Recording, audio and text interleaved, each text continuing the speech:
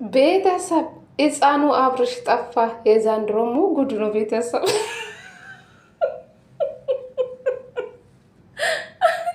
ልዑል ጠፋ።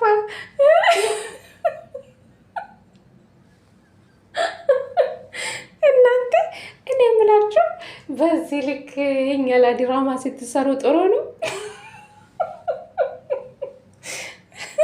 የዛንድሮ ጉድ ነው እናንተ። ኧረ ወደ ቆሰል በሳቅ እግዚአብሔርን በፈጣሪ ስም እኔ ውዶች ማለት ነው። ብዙ አትጨናነቁ። አብረሽ የትም አይሄዱም፣ የቱም ማለት ነው። የሆነ በዛው ሌሊት ማለት ነው ቤተሰብ፣ በዛው ሌሊት ሌላ ሮም ቀይራ ነው እንጂ የት አባቶ ይዛ ትሄዳለች ሄርሜላ?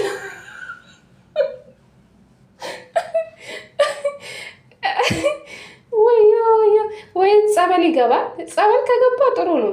ሁሉም እኮ የአብርሽን ጤንነት ይፈልጋል። ምን እንደሆነ ምን እንደተፈጠረ ቼክ እኮ ማረጉ አንድ ነገር ነው። ግን እዛ አብርሽን አፍቋት እዛ ሮም በሮም ልጁን አስቀምጣ እንዳታሳብደው ነው የምፈራው። ስልክ ድረስ የተዘጋበት ነው።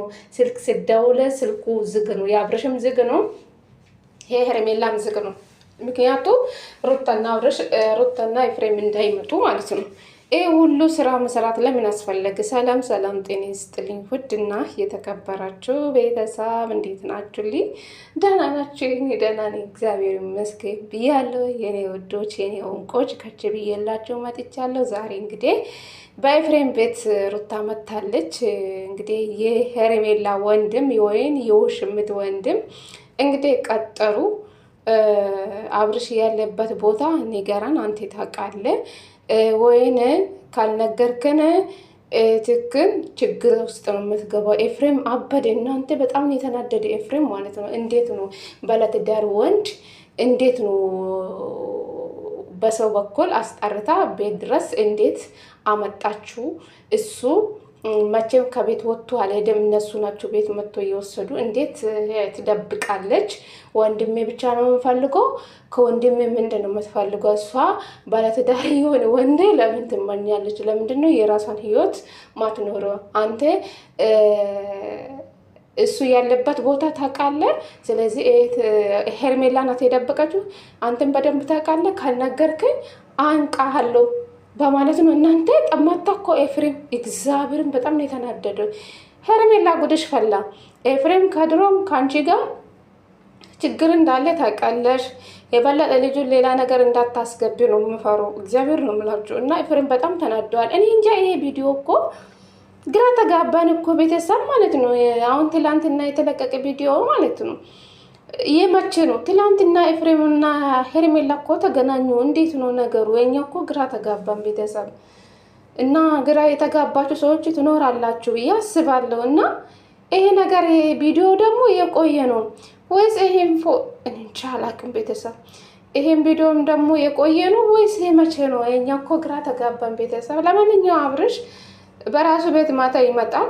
እንግዲህ እኛ መቼም ማንፋታቸውም እስከ ጥግ እንዳለን አሉ ኤፍሬም እና ሩታ ማለት ነው።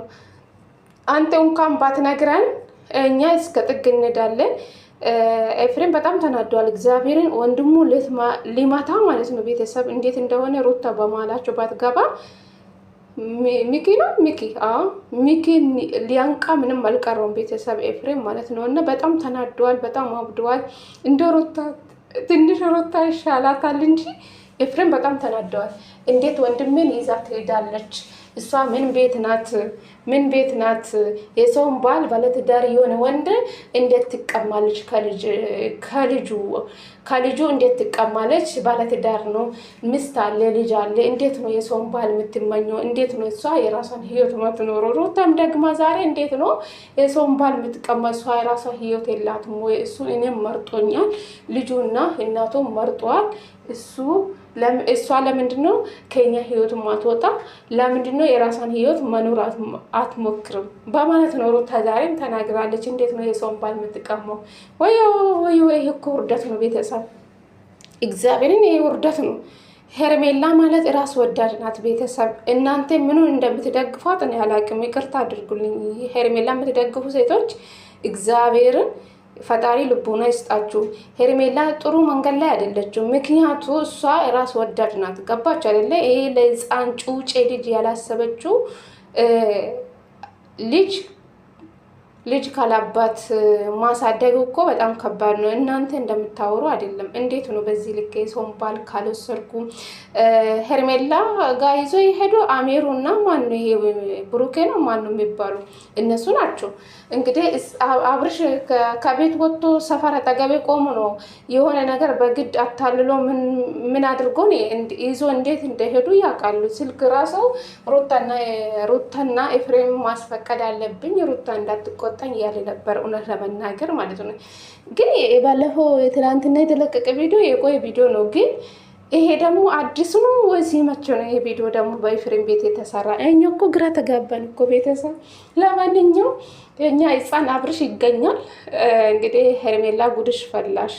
ኤፍሬም በጣም ዝቶታል፣ በጣም ዝቶበታል። እኔ እንጃ ሄርሜላ ጉድሽ ፈላ።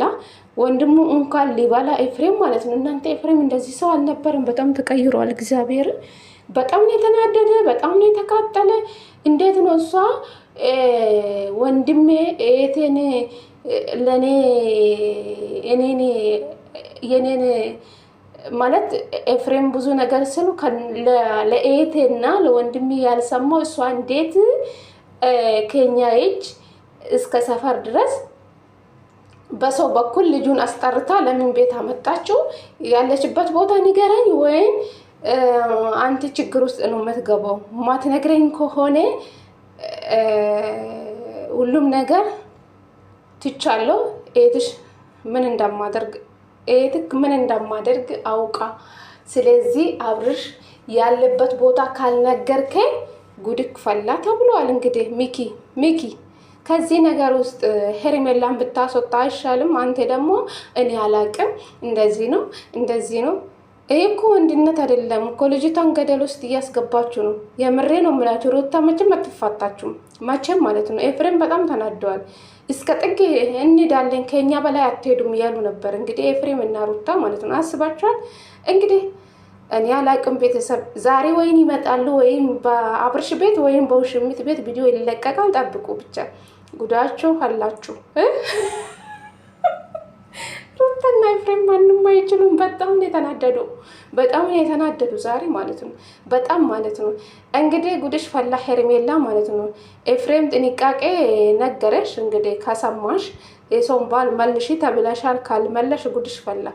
ዝቶ ነው ምናምን ቪዲዮ ያለቀ ማለት ነው። እስከ ጥግ ነው የምንሄደው መቼም አሉ መቼም ያሉ ማለት ነው። እና ምን ትላላችሁ ቤተሰብ? ጸበል ከሄደ እሰይ ደስ ይለናል እኮ።